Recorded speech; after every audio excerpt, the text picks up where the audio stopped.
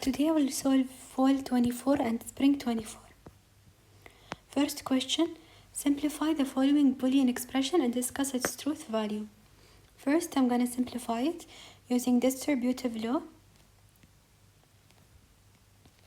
It will be A or not A and B or B. Now I'm going to discuss its truth value. Starting here, we know that A can be either true or false. If A was true, not A will be false. And if A was false, not A will be true. The expression is OR. So it's either true or false, or false or true. In both cases, having true or false is still true. So in both cases, it will be true. So we can come up with a conclusion that this is true. Or, now let's discuss this side. B can be true and B can be false. Okay, if B is true, then the expression will be true or true.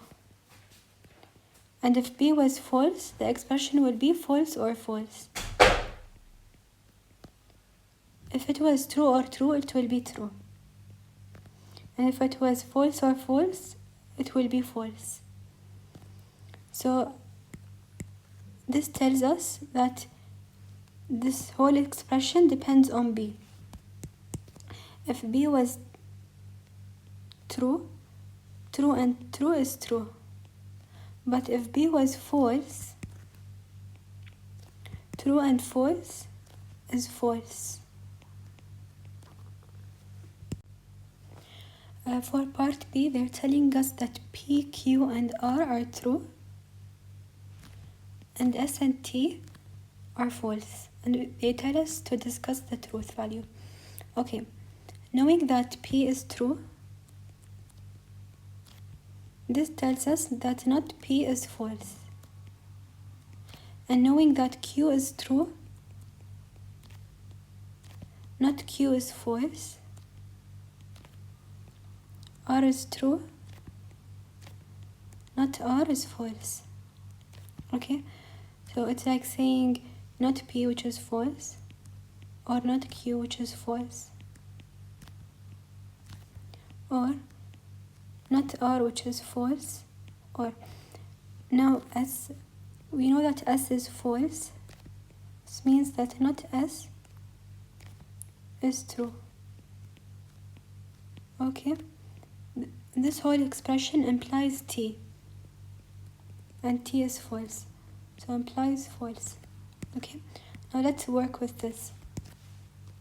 False or false is false.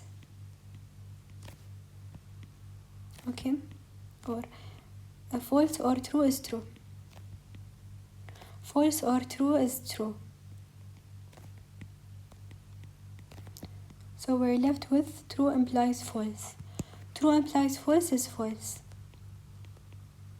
So the answer is false. Question 2. Using induction method, prove that this is true. Okay, so using induction, the first step is proving that P of 1 is true. First, what is P of 1? The first value of the set. Our set is all natural numbers. Natural numbers are from 1 to infinity. So the first number is 1. Okay, so prove it's true for 1. 1 cubed equals to 1 times 1 plus 1 over 2 squared. This side it's equals to 1. This side it's equal to 1. So it's true. Second step is assume it's true for n equals to k.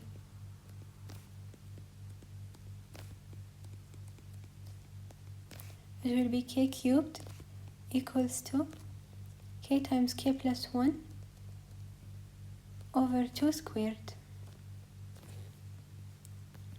Third step, find if it is true for n is equals to k plus 1. Okay, so it's like saying k plus 1 cubed.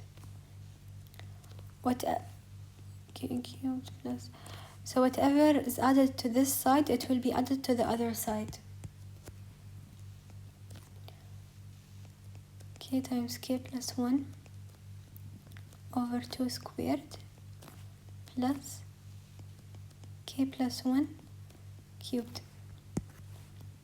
I want to make a common denominator between these two, so I can multiply by 2 over 2.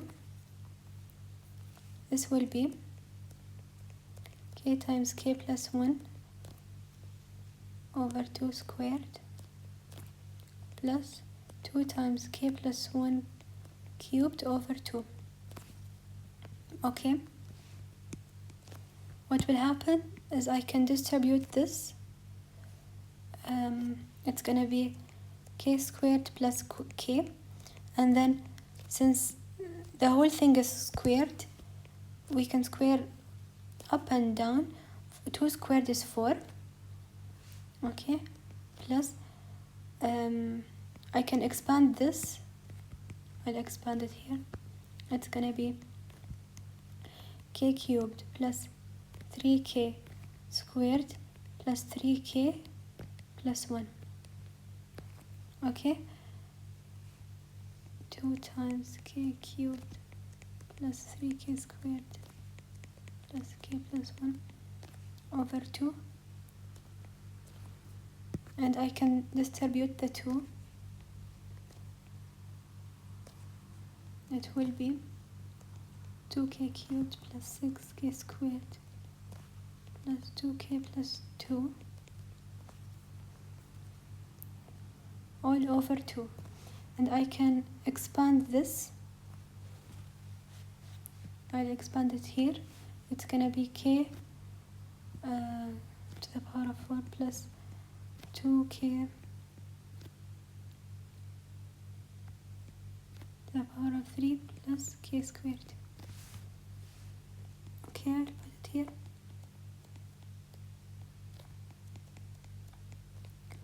All over 4. Now I still have to make a common denominator, so I'll multiply this by 2 over 2. So it will be all over 4. Here I'll still have k to the power of 4 plus 2k to the power of 3 plus k squared, and then plus 4k cubed plus 12k squared plus 4k plus 4. Okay, I can add like terms, so it's going to be k to the power of 4 plus 6k cubed plus 13k squared plus 4k plus 4 over 4. Okay, now if I check here, they want from us they want the final form to be n, which is k plus 1, times n plus 1, which is k plus 2, squared over 2 squared, which is 4. Okay, if I use FOIL method here, it will be k squared plus 2k plus k plus 2 squared over 4, which is the same thing as saying k squared plus 3k plus 2 squared over 4. Now if I want to square it, try to square it, it will give us k to the power of 4 plus 6k squared, cubed, plus 13k squared plus 4k plus 4. all over 4. This form is the same as this form. Okay, so I can rewrite it as k plus 1 times k plus 1 plus 1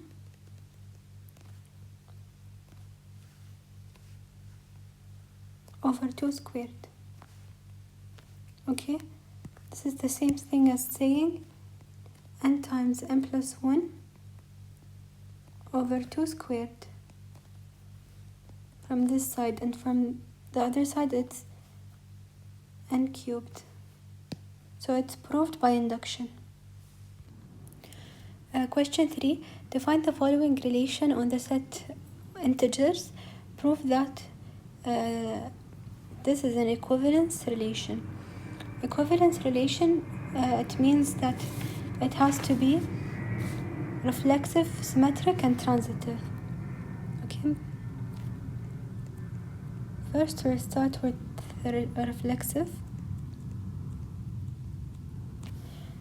In order for the relation to be reflexive, x should have a relation with x, or in this case, a with a. Okay, it will be like that, a with a.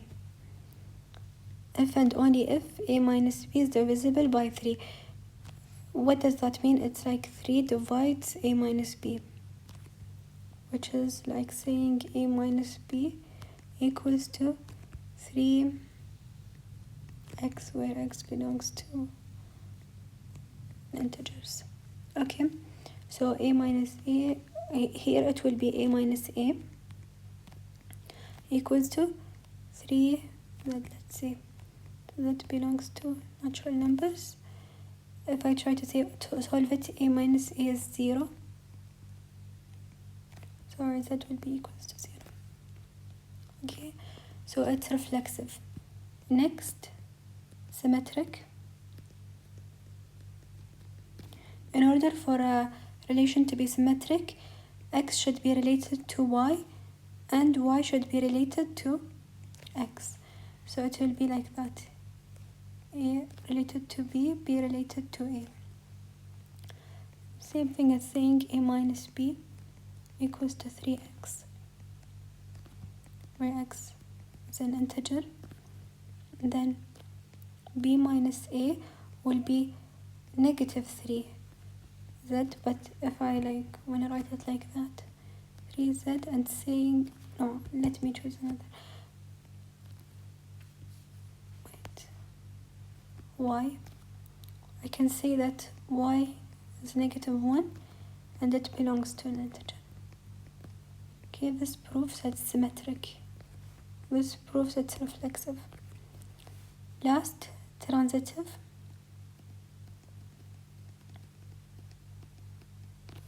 For transitive, x should be related to y should be related to z, and x should be related to z.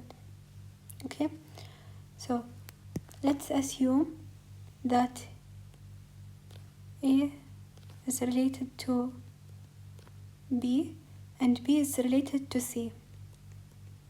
This will be a minus b equals to 3v. This will be b minus c equals to 3l, where v and l belong to integers. If I want to prove that a is related to c, I'll have to add them. So it will be a minus b plus b minus c equals to 3v plus 3l. I can take a common factor here to be b plus l. Here b will cancel b and we're left with a minus c. If I assume that t is v plus l, where t belongs to an integer, it will be equals to 3t. This means that 3 divides a minus c. So a is related to c. Part B is classes, it's not gonna come in the exam. Question 4. prove that for all real numbers x greater than or equal to 1, this is true. Okay, I can prove it by contradiction.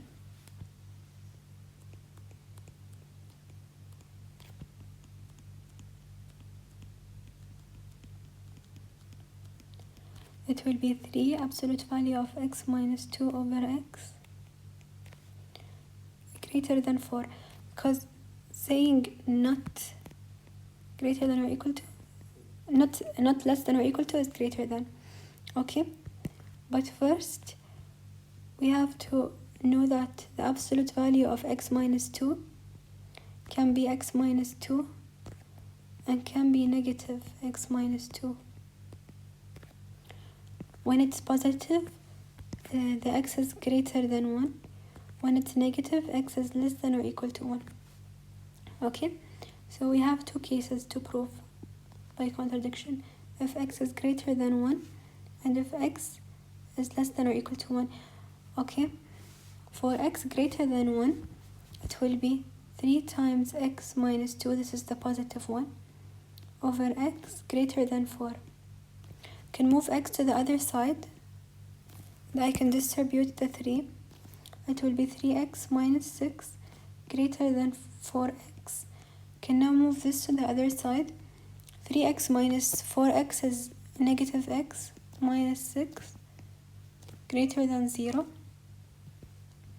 I can make it positive by taking the common factor, which is negative. So x plus 6 greater than 0. X plus 6 is less than 0 if I move the negative to the other side. Dividing will switch the sign. Now I can check this.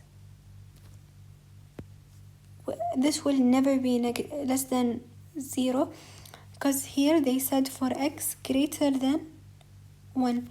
So plugging greater than or equal to. So plugging any x that is greater than or equal to 1 will never be less than 0. Okay, so our contradiction is false for part 1, where x is greater than 1. Now for part 2, where x is less than or equal to 1, it will be 3 times negative x minus 2 is the same thing as saying x plus, negative x plus 2. So negative x plus 2 over x greater than 4. Now since it's for x less than or equal to 1, I can use a counterexample.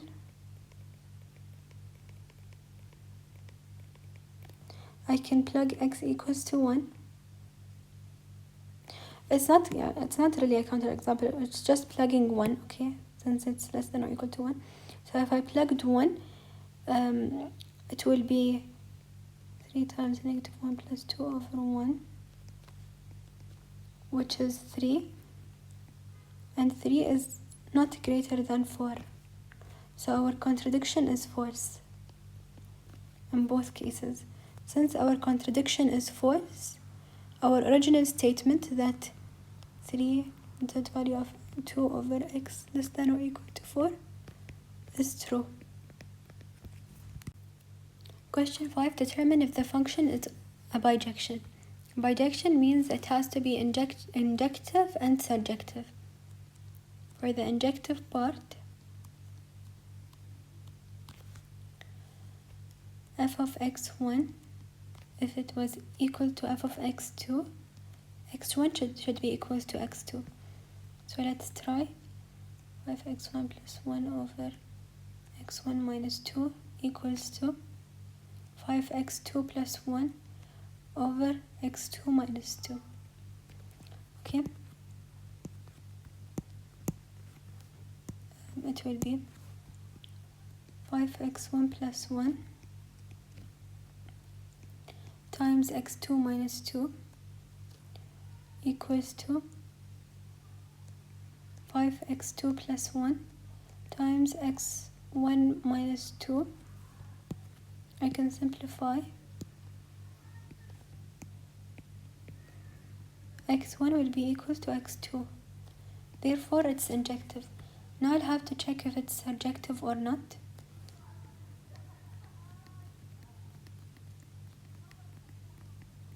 Okay, so in order for it to be surjective, the codomain of f, which is all real numbers, should be equal to the range of f. Okay, how do I get the range? I can do it by finding the inverse of x. It will be x equals to 5y plus 1 over y minus 2. Okay, I can move this to the other side. It will be y minus 2 times x equals to 5y plus 1. I can distribute it. xy minus 2x equals to 5y plus 1 plus 2x plus 2x. It will be 5y plus 2x plus 1. Here I have xy. Okay, I can move this to the other side. It will be xy minus 5y equals to 2x plus 1. And I want to solve for y, so I'll take it as a common factor. It will be x minus 5 equals to 2x plus 1. And then I can move this to the other side. So my range is all real numbers except for 5.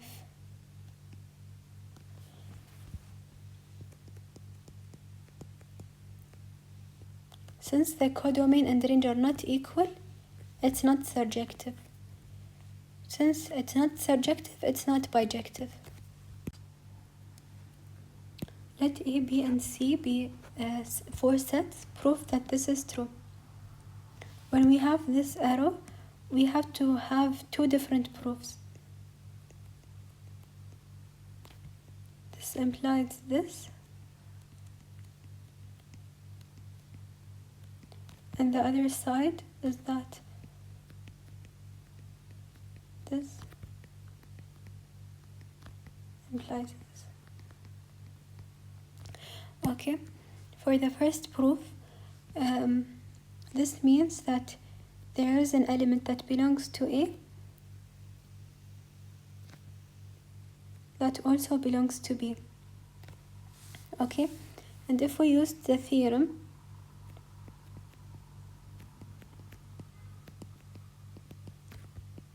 if we use this theorem,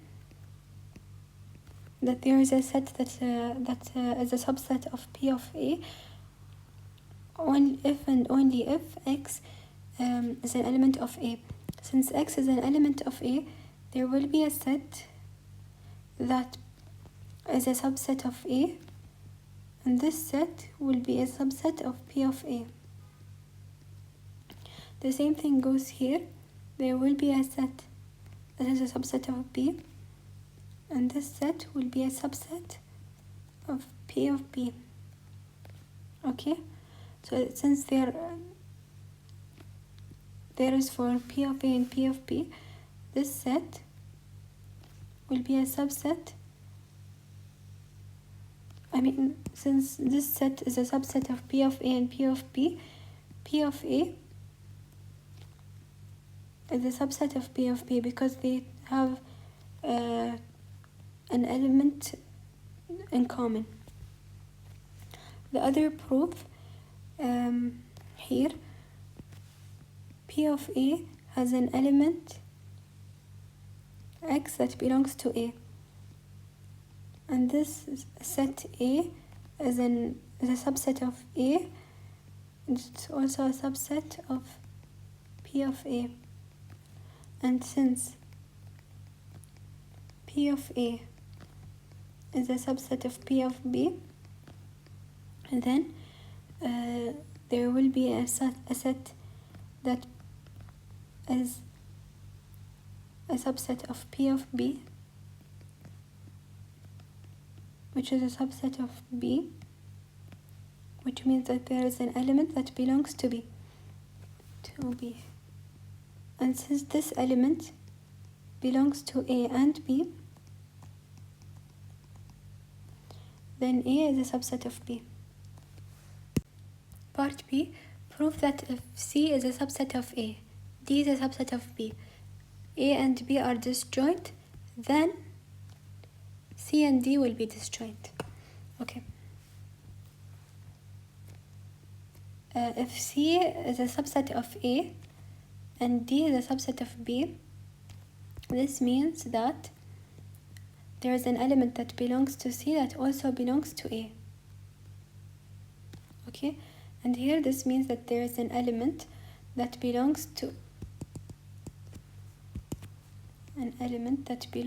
D that also belongs to B. Okay, here it says that A and B are disjoint, so like this. And what does disjoint mean? It means that there are no elements in common. No elements in common. These are all our givens that we can use to prove this. Okay, and I can use the proof by contradiction method. They want us to prove that C and D is also disjoint. So if I use proof by contradiction,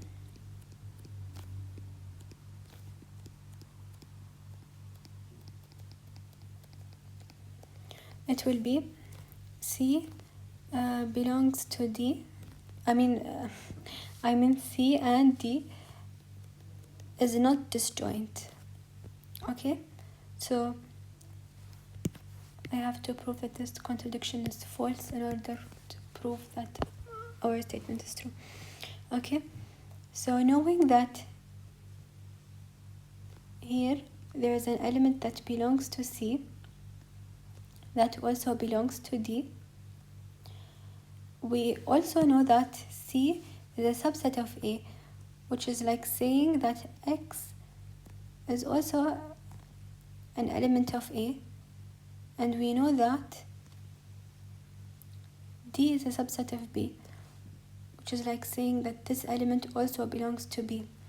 So if this element belongs to A and B, this means that A and B are not disjoint. There is an element between them, but our given says that no, it is disjoint. There is no elements in common, which means that our contradiction is false.